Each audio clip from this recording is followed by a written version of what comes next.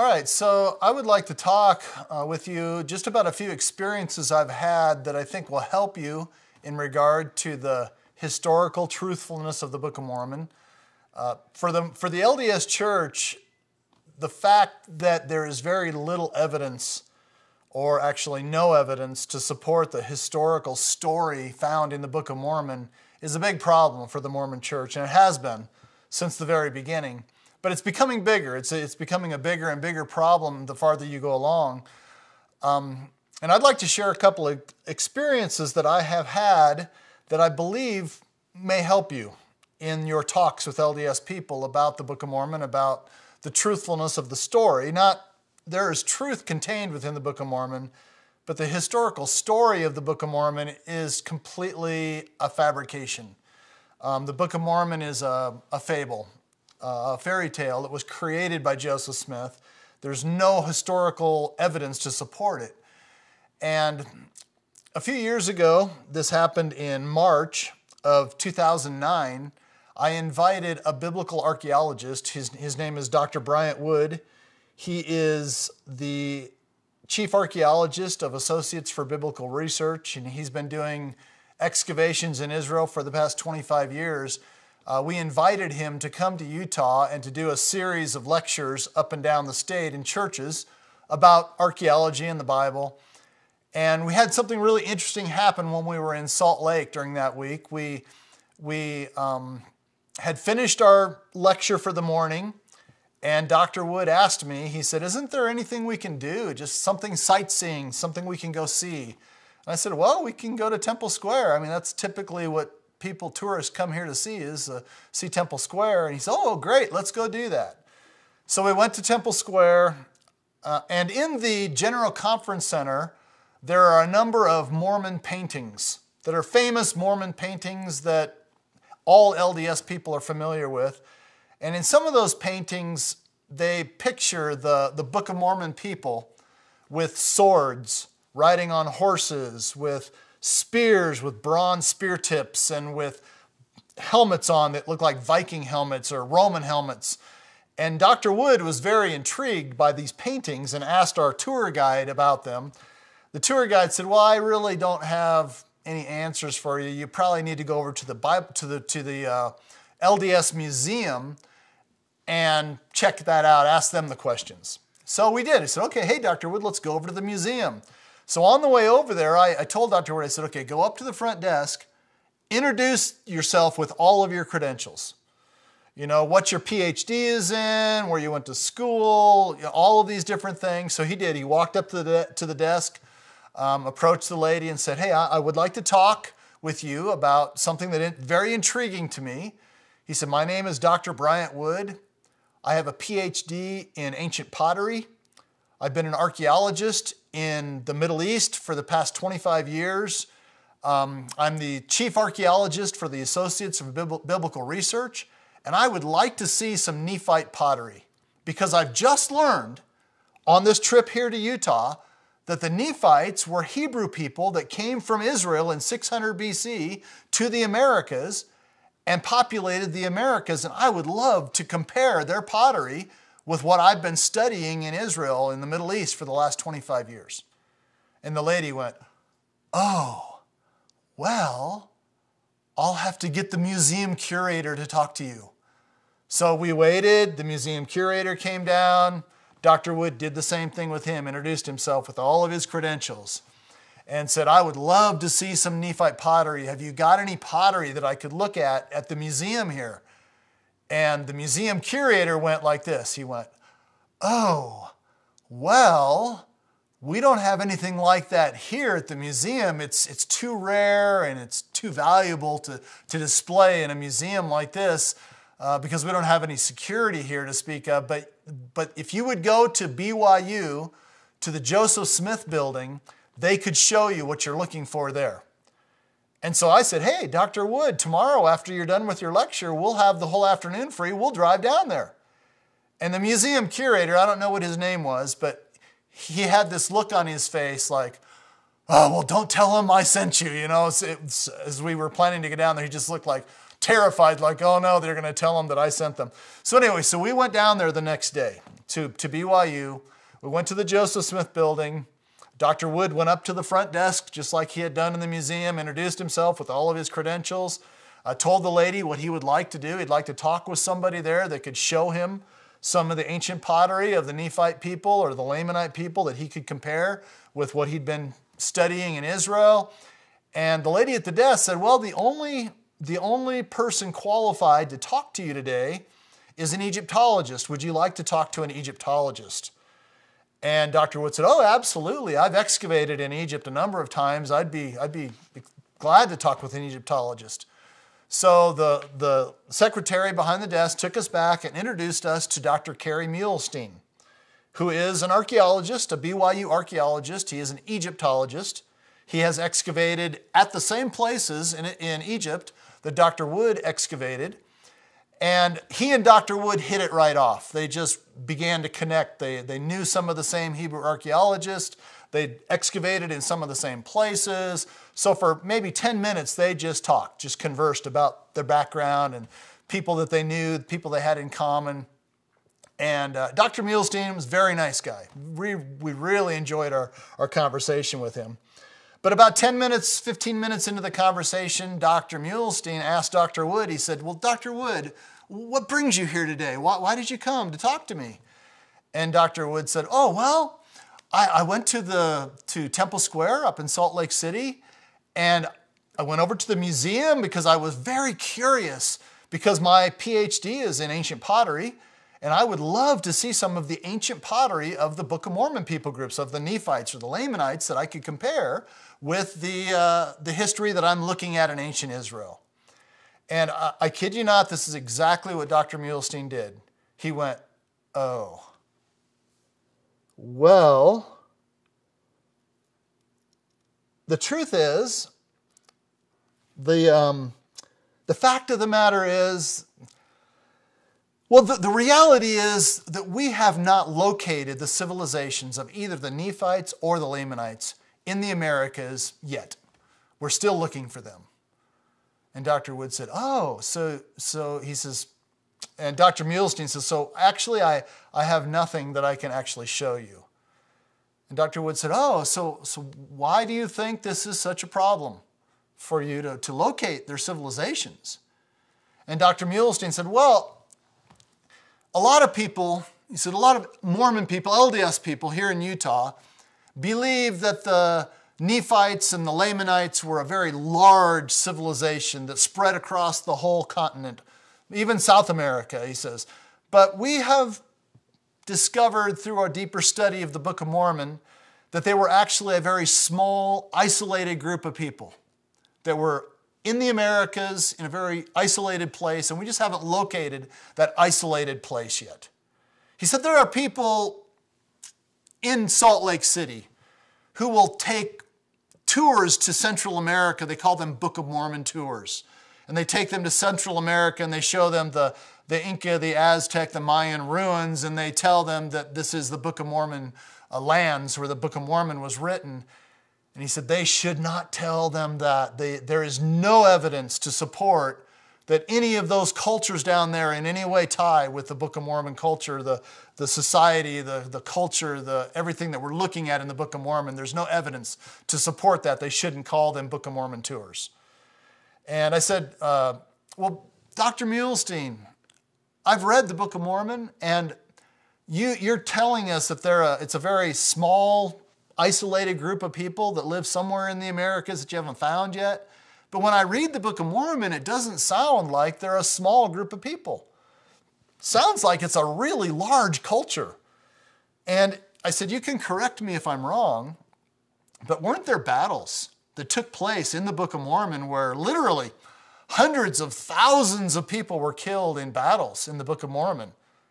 And I said, if there's hundreds of thousands of people killed in a battle, that's not a small isolated culture. And the Book of Mormon describes massive cities and temples and all kinds of things that were built in the Americas that were comparable to the ancient world.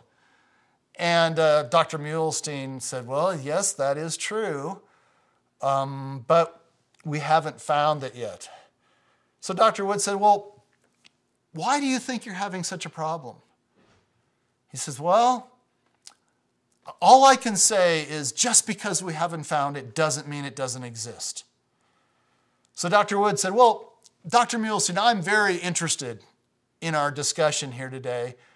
He said, does your church have a periodical that your church puts out that talks about this dilemma that you're facing, that's informing your people as to how the research is going? And Dr. Muehlstein said, no, nothing like that. So, well, a website then. Surely you have a website that you're talking about. No, there's nothing like that. Well, surely you and your colleagues, you and the other, scholars in Mormonism are hashing this out together. Can I get in on your discussions? And he said, no, you don't understand. Even within Mormonism, there's absolutely no agreement, even amongst the scholars, as to where we should even look. Some think Central America, some think Baja Peninsula, some think New York State, others have other ideas. So we can't even agree on where we should start looking. We don't know where this is. We haven't found it yet. And so I don't know how to help you. I can't help you. And so for me, this was a very important conversation. And if there was any conversation that I wish I could have a recording of, I wish I could have a recording of that conversation. I did not expect Dr. Muehlstein to be so forthright about his problem that he was dealing with, that they can't find anything, that they don't even know where to look. And Dr. Muehlstein, he's on the cutting edge of LDS archeology, if you would call it that, looking for this information. He would love to find this stuff. The LDS archaeologists, the BYU archaeologists would love to find the location to find this. But if what we believe that the Book of Mormon was fabricated by Joseph Smith, they're looking for nothing. They'll never find it. And so this was just another way. It helped me a lot personally in my conversations with LDS people to explain that I have no confidence in the Book of Mormon. I don't know why anybody would have confidence in the Book of Mormon. And a lot of people like to focus on the minor issues and try to make them major. In other words, they find pools in Central America with staircases going down into the pools, and they call them baptismal fonts. Well, maybe it was, maybe it wasn't. Just the fact that they found a pool with stairs, there's pools with stairs, ancient pools with staircases that go down into the pool all over the world. And not used for baptismal fonts, just used for washing, just used for gathering water, different things like that. They found cement in America. The Book of Mormon talks about cement. Well, many ancient cultures had cement. So the fact that they found cement is not proof for the Book of Mormon. It might help, but they need to find cities. They need to find the names of people. They need to find specific archaeological artifacts that the Book of Mormon talks about. And the problem is that the culture doesn't match. When they look at the cultures of the Native American Indians, they don't match anything in the Book of Mormon. The plant life doesn't match the Book of Mormon. The animal life doesn't match the Book of Mormon. The sophistication of the societies doesn't match the Book of Mormon. None of that matches, and they're at a loss to find it. I'd also like to mention another person that I've had two encounters with. His name is Rod Meldrum. He's an LDS lecturer. He labels himself as a researcher. He doesn't have any credentials in archaeology or anthropology or paleontology or geography, nothing like that. But he believes, and he's very popular amongst the LDS people today, he believes that he has solved the Book of Mormon problem and that he's found the place where the Book of Mormon people groups lived, which he says is in central eastern United States. And he believes that he has all of this evidence to support it. And in my conversations with Rod Meldrum, I met him at Manti Pageant a few years ago, maybe 3 or 4 years ago. And then last year I went to one of his lectures in Tooele, Utah. And in both conversations I had with him, I asked him a few questions. First of all, what are your credentials? which he really doesn't have any credentials other than he's just gathering information. And I've asked him if the LDS Church, he believes with all of his heart, and he's a very nice gentleman, very nice person. He believes with all of his heart that he has solved the problem, that he has the evidence that they need to support where the Book of Mormon happened. And I asked him, I said, well, is your church supporting your research? And he just sort of hangs his head and says, no, they're not. Well, why not? I mean, if you are really solving this problem, that you are really finding the evidence that you need for the Book of Mormon to support it, why isn't your church supporting you? You know, the only true church on the face of the earth today with real prophets, why wouldn't these men see the truthfulness of what you're doing and give you the resources you need to support you in this thing? Why aren't they doing that? He says, I don't know. I said, another problem, and this is something I'm really curious about your answer to this.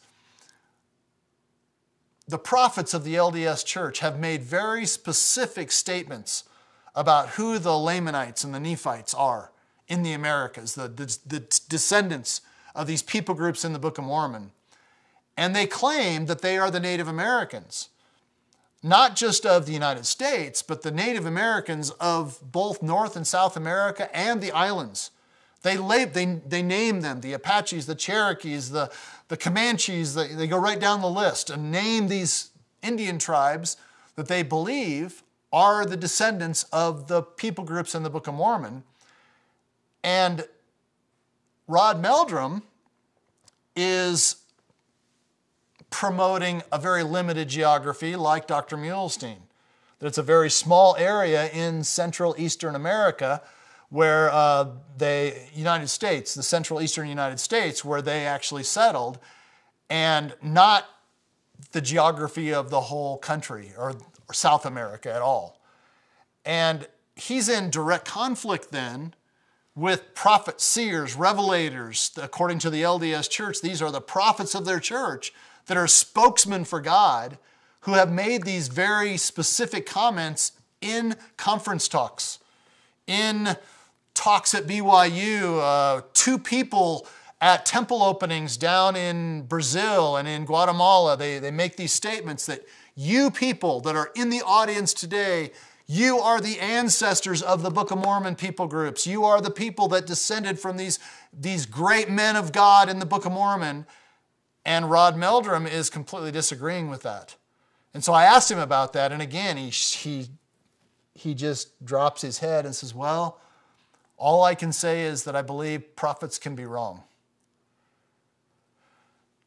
And that's not okay with me. If a prophet is speaking in God's name in a conference talk about the people that the Book of Mormon talks about, and he makes these very specific comments, if they're not speaking truthfully to the people, then they're leading the people astray. And that's not okay. And so just in a couple of these areas, I challenged Rod Meldrum. He had no answer for those problems. The other thing that I think is vitally important is that when it comes to our Bible, we do have the places, the geography, the cities, the people, the names of people that are mentioned in the Bible that we can authenticate through archaeology. The culture fits, the plant life fits, the animal life fits, and we have manuscripts. Now, the manuscripts are so important. If we don't have the manuscripts, then how do we know if it's even an ancient story? But with the Bible, we've got the ancient manuscripts that date back to before the time of Christ, that have the same information in them that we are reading in our Bibles today. No commandments have been altered. In any of our ancient manuscripts to today, the commandments remain the same. The doctrines remain the same. The principles remain the same. The people groups are still there. The places are still there. The history is still there. We can go there. I go to Israel. I see these places. It's amazing. When it comes to the Book of Mormon, they have none of that. And they have no manuscripts that predate Joseph Smith. Now that should be an eye-opener to LDS people. If the only manuscripts that you have for the Book of Mormon come from Joseph Smith, and you have no ancient documents to support them, then Joseph Smith invented them. if they were a literate people that lived in the Americas from Israel, they would have written their doctrines, their commandments. They would have carved them in stone like they did in Israel. They would have written them on all kinds of different materials. We would find fragments at least, something, but they have nothing. And so this is just a way to help you, hopefully, as you talk with your LDS friends, compassionately, carefully, kindly, but we actually have a very strong argument. And the stories I've shared with you today, I hope those stories will help you as you discuss these topics with LDS people. Because LDS people honestly do believe there's a lot of evidence for the Book of Mormon. They just have never seen it. So ask them to go find it for you. Ask them to show it to you, direct you to a website where you can look at the evidence for the Book of Mormon and actually see where these cities were, a map. Why don't the Book of Mormons have maps in them? Anything like that. And just challenge your friends. And they should believe the Bible, but they shouldn't believe the Book of Mormon. And yet, in Mormonism, they've been taught to do the opposite. Trust the Book of Mormon that has no evidence, and shove the Bible aside that's got all the evidence we possibly need to prove that it's never been altered, that it really is what it claims to be. So we need to reverse that process in the mind of a Mormon person, help them to start believing in the Bible and to set the Book of Mormon aside.